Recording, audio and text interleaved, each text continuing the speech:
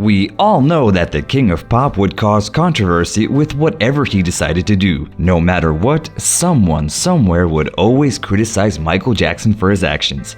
It was the same when it came to his decision to become a father, as well as his quick and surprising marriage to the mother of his 2 children.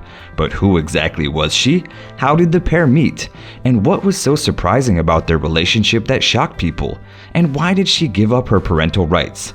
And now, after Michael has passed away, what is her relationship with her children? Stay with me to find out more, but before we continue, make sure you turn on the notifications and subscribe to our channel so you don't miss any of our videos. Deborah Jean Rowe was born on December 6th of 1958. She was an adopted daughter of a millionaire couple from Malibu. It is said that she had a lonely childhood and didn't have a serious relationship until she was 30, and the breakup from it hit her very hard. Some of you are probably wondering how the two even met. It's common knowledge that Jackson was suffering from vitiligo when he was diagnosed with it in the mid-1980s. He became a frequent patient at Dr. Arnold Klein's dermatology office, which is where he met Rowe, who worked there as a nurse. And in 1996, the singer was going through a divorce with his first wife, Lisa Marie Presley, and was upset over the fact that he might never have the opportunity to become a father. Since he and Debbie had struck up a friendship over time, and secretly she was a huge fan of Jackson, Rowe offered to have his children, and so the couple made an agreement. In an interview with Playboy magazine, Lisa Marie revealed that she knew for a while, and even when they were still married, that Debbie wanted to have Michael's children and that she had a crush on him. Rowe's friend, Tanya Boyd, confirmed that Jackson's future wife would obsess over him and say that had people known him as she did, they would not even think he was strange. And so, the king of pop got his wish in the early 1996, and it was announced that Debbie was pregnant with Jackson's heir. Then, in November that same year, when she was 6 months pregnant, the couple surprised everyone when they got married at a hotel in Sydney, Australia. Much of the public and media reaction to the news was negative. Some believed that he was marrying a person he did not love and that Rowe was having a baby who may have not been biologically Jackson's. But when it came to the wedding, nothing was done out of force. In order to become a father, the singer didn't have to go through the process of marriage again. However, he wanted for his children to be born in a legal and official relationship. The main reason was that if it came to a potential settlement of custody over the children in the case of a divorce, Jackson's paternal rights would be undisputed. It was also rumored that Michael's own mother supposedly pressed for him to be married, and in her opinion, it was sacred to him. And so, despite still suffering from his separation with Lisa Marie, with whom he loved very much,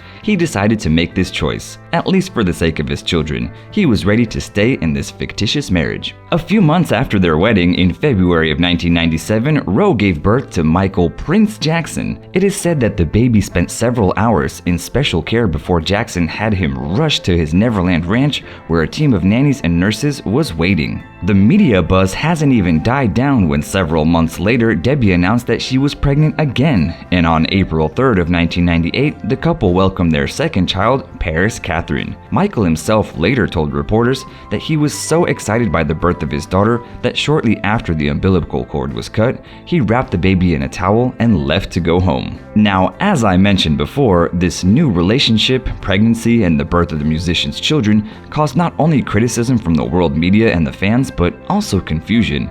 Many said that although she did give birth twice, Debbie Rowe was not the biological mother of the famous siblings. People claim that she only severed with Jackson as a hired belly, and the genetic material came from someone else. They also reported that Rowe herself didn't even know whose children she was carrying. However, Michael himself denied those allegations. In his first documentary, Living with Michael Jackson, the singer said that his first 2 children were conceived naturally as he and Debbie did have intimate relations. A few years later, in 2003 TV special called Michael Jackson: The Footage You Were Never Meant to See, Rowe said that she made this choice for the sake of Michael so that he could become a father and not for her to become a mother. She said that they never called her mom because they were not her children but Michael's. The singer's ex-wife also revealed that after she gave birth to Paris, he took the children to live with him in Neverland Ranch, and he sent Debbie to live in a Beverly Hills mansion that he bought for her, and one that she was very thankful for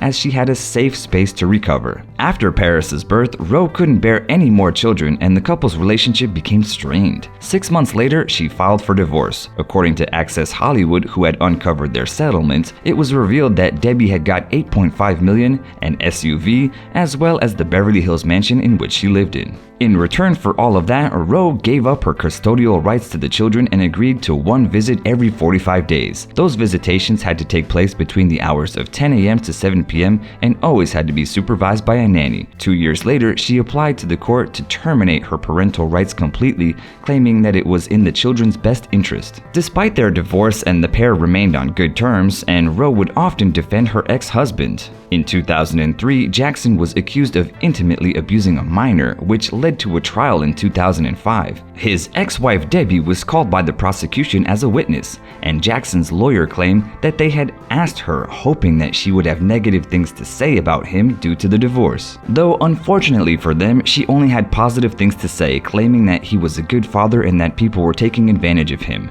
And in the end, she was a key player to help humanize the singer to the jury, which led him to being acquitted of all the charges. Soon, their relationship would begin to deteriorate. The singer did not want anything to do with his ex-wife and broke off all contact with her.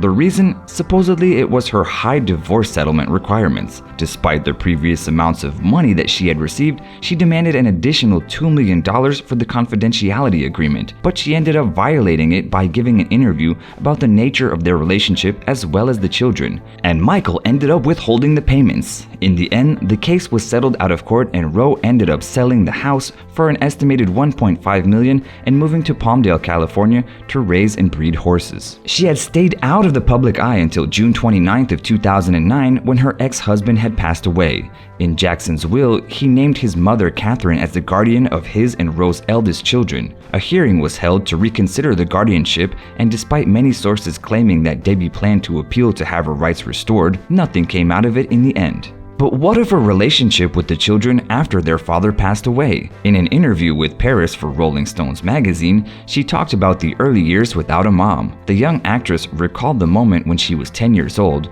She realized that a man can't give birth, so she decided to ask her father. Michael didn't hide the fact from his daughter, though at the time she wasn't really interested in meeting her and was content with just knowing the name. It was only after her father passed away that Paris started researching her mom online. The pair ended up connecting when she was 13. Then a few years later, at the age of 15, she had struggled with her use of illegal substances and attempted to take her life several times. This led to her being sent to a therapeutic school in Utah, where she ended up spending her sophomore and junior years of high school. It was also then that Paris decided to reach out again to her mother. Speaking to Rolling Stone magazine, her brother Prince said that his sister needed a mother figure, but he declined to comment on his own relationship or lack thereof with Rowe. Paris would also add that she had many mother figures in her life, mentioning her grandmother, nannies, among others, and that by the time Debbie came into her life, it wasn't a mommy kind of relationship but more of an adult one. In 2016, Rowe was diagnosed with breast cancer, and according to People magazine, she underwent chemotherapy in 2016 and 2017. They also added that during those tough times, her daughter Paris was her biggest support. Debbie won the battle with the disease, and to celebrate the last day of chemo, her daughter shared a photo to her Instagram page with the caption, "My badass mom kicking butt and taking names. Ain't she effing fabulous?" Despite the fact that they were once estranged, mother and daughter are now closer than ever, and in 2017, Rowe did an interview with Entertainment Tonight where she admitted Paris is the reason that she gets up in the morning and that she is her rock. Their relationship has continued to only get better, and she's still in her daughter's life to a certain degree. Debbie also got to meet Jackson's boyfriend, Gabriel Glenn. She revealed to Radar Online that she thinks he's a lovely boy. So curious, what do you think of this unusual relationship that Rowe had with Jackson? Were all their choices truly in the best interest of the children? And was that the complete truth, or was there an ulterior motive? Let me know what you think in the comments below, and as always, don't forget to like, share, and subscribe to our channel, and I will see you again tomorrow. Same time, same place.